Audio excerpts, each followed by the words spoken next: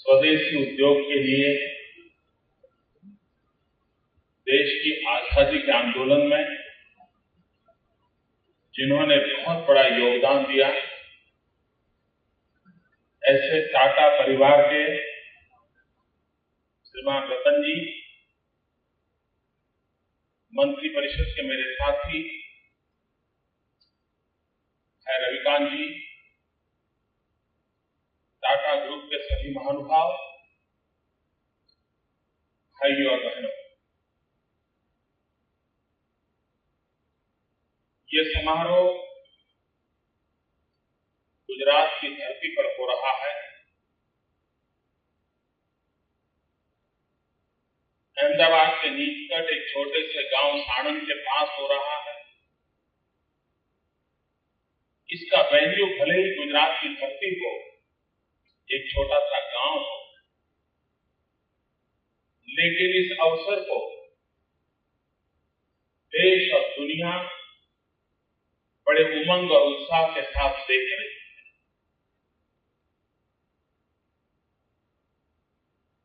सामान्य से सामान्य आजीविका पाने वाला व्यक्ति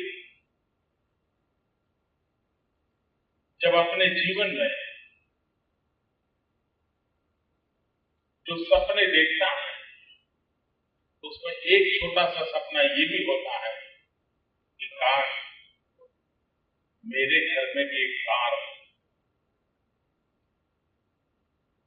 ये middle class, lower middle class family का जो सपना है, उस सपने को संजोने का काम इस साणंद की धरती पर हो रहा है।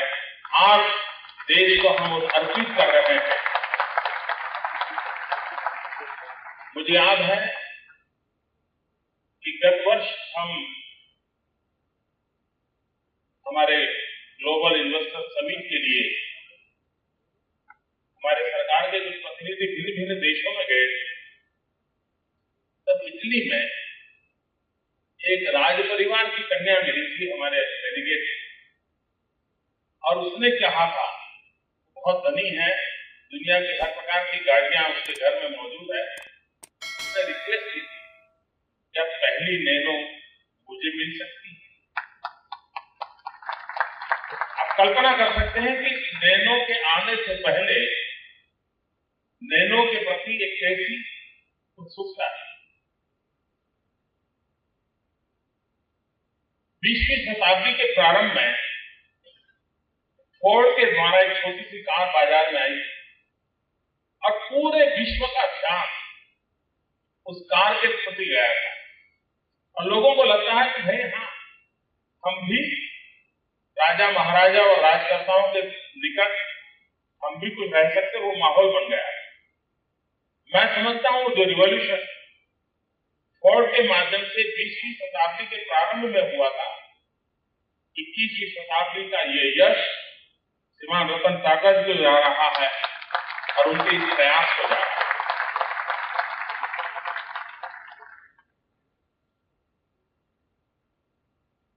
तो गुजरात की भरपूर प्रशंसा श्रीमान रतन जी ने की है और मुझे सरप्राइज देने का वादा भी किया है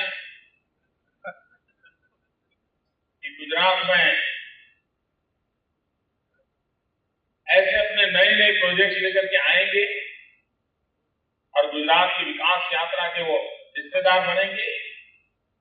लेकिन मुझे सबसे ज्यादा आनंद इस बात का हो रहा है कि जब रतन जी कह रहे हैं कि हम तो यहीं के थे, चले गए थे, फिर वापिस अपने घर लौट करके आए हैं। मुझे इस बात का गर्व है कि 400 साल पहले ईरान से जो पारसी परिवार आया होगा और उसको गुजरात के प्रति जो भाव जगा होगा, उस भाव को दोबारा जगाने में आज की वर्तमान सरकार सफल हुई है। ये मेरे लिए सबसे बड़ा आनंद का विषय है कि मेरे अपने लोग कितने ही कौन बिछड़ गए हो, फिर अपने घरों में लौट के आ रहे हैं। इससे बड़ा आनंद और संतोष का विषय एक व्यवस्था के लिए, सरकार के लिए नहीं हो सकता। उस आनंद की अनुभूति मैं आज कर रहा हूं। हम विकास की नई नई क्षितिजों को पार करना चाहते हैं। शायद किसी ने 5 साल 10 साल पहले सोचा तक नहीं होगा कि अहमदाबाद का ये पश्चिमी क्षेत्र, सौराष्ट्र की तरफ जाने वाला ये क्षेत्र इतनी तेज गति से विकसित होगा। और जब हम विकास की संभावनाओं को देखते हैं तो हम कोई एक उद्योग लग जाए, उसके अगल बगल के गांवों को थोड़ा सा लाभ मिल जाए, वहां तक सीमित नहीं रहते। हम उसका इंटीग्रेटेड ऑल आउट डेवलपमेंट को लेकर के सोचते हैं। अभी हमने जापान के साथ एक एमओयू किया है और उस एमओयू में एक महत्वपूर्ण निर्णय हमने किया है कि साणंद और चागोदर, इस पूरा जो बेल्ट नया विकसित हो रहा है, उसको इको फ्रेंडली सिटी के रूप में डेवलप करने का जापान के साथ मिलकर के हम काम करेंगे। इसका मतलब कि यह नगर ऐसा डेवलप होगा जो अहमदाबाद से भी दुनिया का कोई व्यक्ति आएगा तो उसको देखने का मन करेगा कि जहां पर इतना औद्योगिक विकास हो रहा है वह पूरा नगर किस प्रकार से एनवायरमेंट फ्रेंडली डेवलपमेंट हो सकता है। सारी व्यवस्थाएं, एनवायरमेंट के सारे पैरामीटर्स को एस्टैब्लिश करने वाला अर्बन डेवलपमेंट का एक मॉडल हम इसके साथ जोड़ने के लिए जा रहे हैं। मित्रों, आने वाले दिनों में जब जापान और भारत सरकार और गुजरात सरकार के माध्यम से जो दिल्ली मुंबई इंडस्ट्रियल कॉरिडोर बन रहा है, उसका मेन हब साणंद के निकटवर्ती खड़ा हो रहा है, तो आप कल्पना कर सकते हो कि यह क्षेत्र आने वाले दिनों में कितना डेवलप होने वाला है। मुझे याद है जब मैं धौलेरा के एसआईआर की चर्चा कर रहा था, तब जो जमीन की खरीदारी करने वाले लोग होते हैं उनको इमीडिएट लगता था कि हाँ यार कुछ होने वाला है, और वो थोड़ा इधर उधर मूवमेंट करना शुरू किया।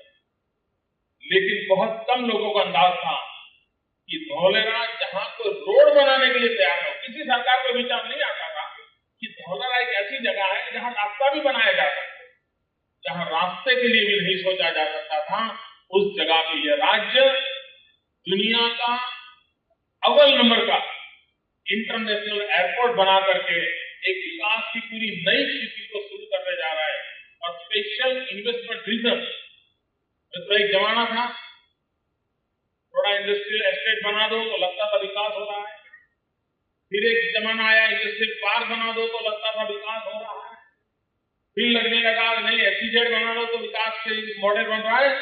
तो हम नेक्स्ट जनरेशन डेवलपमेंट के सोचने वाले लोग हैं और हम industrial estate, industrial park, special investment zone की बजाय अब स्पेशल इन्वेस्टमेंट रीजन की दिशा में आगे बढ़ रहे हैं और एक नई विकास की ऊंचाइयों को पार कर रहे हैं। हम लोग शंघाई वगैरह की चर्चा करने के आदी हैं और हमारे देश की विशेषता है कि मध्य प्रदेश की अच्छी बात मध्य प्रदेश के लोगों को जल्दी पता नहीं चलती, किसी और राज्य में लिखने में इतिहास नहीं होता है, बात पहुंचाई जाती है। मित्रों, हम लोगों ने दहेज का जो डेवलपमेंट हो रहा है, जो लोग विकास को बारीकी से नजर से देखते हैं, वे अगर देखेंगे तो उनको ध्यान आएगा कि दहेज पूरे विश्व का ध्यान आकर्षित करे उस ऊंचाई तक पहुंच चुका है। और मैं निकट भविष्य में देख रहा हूं कि दुनिया इस बात को रिकॉग्नाइज करेगी कि गुजरात किस प्रकार से इस डेवलपमेंट के नए मॉडल को दुनिया के सामने ला रहा है और उसका लाभ आज विश्व के सामने होने वाला है। मित्रों, 50 साल में एक बहुत बड़े इन्वेस्टमेंट के साथ टाटा ग्रुप गुजरात की धरती पर आया है, लेकिन मुझे कहते हुए बड़ा गर्व होता है। मैं जब आज आते समय रतन जी से बात कर रहा था, टाटा ग्रुप का इतना बड़ा इन्वेस्टमेंट हो, इतना बड़ा प्रोजेक्ट हो और इतने कम समय में कार्यान्वित हुआ हो, ये सबसे कम समय में काम हुआ हो, ये नैनो का प्रोजेक्ट है। मतलब टाटा ग्रुप के एफिशिएंसी के साथ गुड गवर्नेंस जुड़ने के कारण गति कितनी तेज हो सकती है, इसका एक उत्तम उदाहरण गुजरात की धरती पर इस नैनो प्रोजेक्ट ने प्रस्तुत किया है। मुझे विश्वास है कि आने वाले दिनों में भारत की विकास यात्रा की जब जब चर्चा होगी, तब तब एडवर्स सिचुएशन में भी, क्राइसिस में भी किस प्रकार से निर्णय किए जा सकते हैं, नैनो एंड गुजरात ये देश और दुनिया में कभी न कभी चर्चा का विषय रहेगा, ये मेरा विश्वास। मित्रों, जब नैनो यहां आया, कुछ बातें मैंने जो पहले कही नहीं है मैं आज कहना चाहता हूं। रविकांत जी मुझे मिलते रहते थे। जब नैनो का विवाद खड़ा हुआ तब मैंने रवि जी से एक बार कहा था, मैंने कहा रवि जी कुछ भी करो, इस समस्या का समाधान होना चाहिए, क्योंकि इसके कारण हिंदुस्तान के और राज्यों में भी हवा फैलेगी, तो जो विकास करना चाहते हैं उनको कठिनाई आए। वो मेरे साथ सहमत।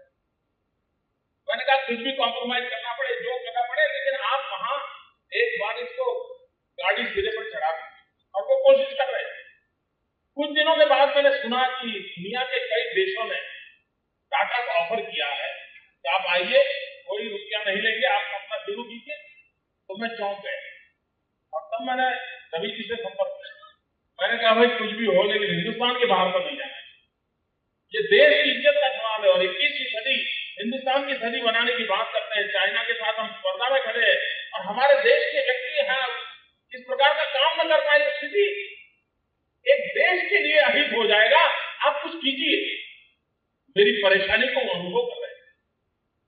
और जब रतन जी ने कलकत्ते में प्रेस कॉन्फ्रेंस में जब कहा कि अब हम बंगाल छोड़ रहे हैं, तब तक मैंने कभी नहीं कहा था कि आप गुजरात आइए, क्योंकि मैं मानता हूं हिंदुस्तान के किसी भी राज्य में अगर प्रगति होती है तो अल्टीमेटली देश का भलाई होता है। वो गुजरात में हो, बंगाल में हो, महाराष्ट्र में हो, बिहार में हो, उड़ीसा में हो, कि पूरा देश हमारा है और हमारी सोच ये होनी चाहिए। लेकिन जब स्थिति वो बनी तब मैंने एक छोटा सा SMS करके रिक्वेस्ट की थी, वेलकम टू गुजरात। और आज ₹1 का SMS कितना बड़ा काम कर सकता है, ये आप कितना बड़ा काम कर सकता है। एफिशिएंसी क्या होती है, काम कैसे किया जा सकता है।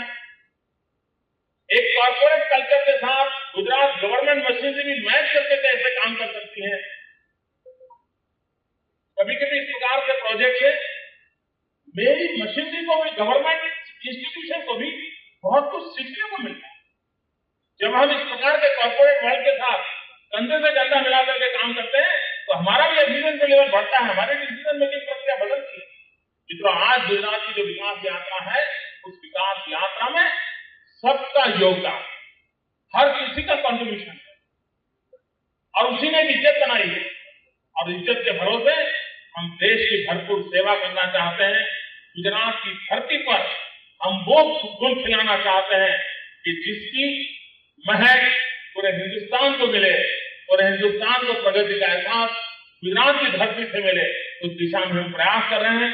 मैं टाटा ग्रुप को, रतन जी को फिर एक बार निमंत्रण देता हूं। ये घर आपका है, ये धरती आपकी है, आपके पूर्वजों का पसीना यहां बहा है। आइए, ये धरती आपको निमंत्रण देती है। आपने अब तक जो विकास किया है उससे कई तेज गति से विकास करने के लिए ये धरती आपको निमंत्रण दे रही है। आइए, गुजरात आपका इंतजार कर रहा है, आपका स्वागत करने जा रहा है। बहुत बहुत धन्यवाद। और देश के गरीब और मध्यम वर्ग के परिवारों को मैं बड़े आदर के साथ कहना चाहता हूं कि गुजरात की धरती में पैदा हुई ये नैनो आपके सपनों को साकार करेगी। आपको जिस गति से आगे बढ़ना होगा, ये आपको साधन के रूप में काम आएगा। जिस मंजिल पर पहुंचना है, उस मंजिल पर ले जाने के लिए ये आपके लिए एक विरासत बनेगी। और मुझे गर्व होगा कि मेरे गुजरात की धरती से आपकी सेवा करने के लिए नैनो आपके घर पहुंच रही है।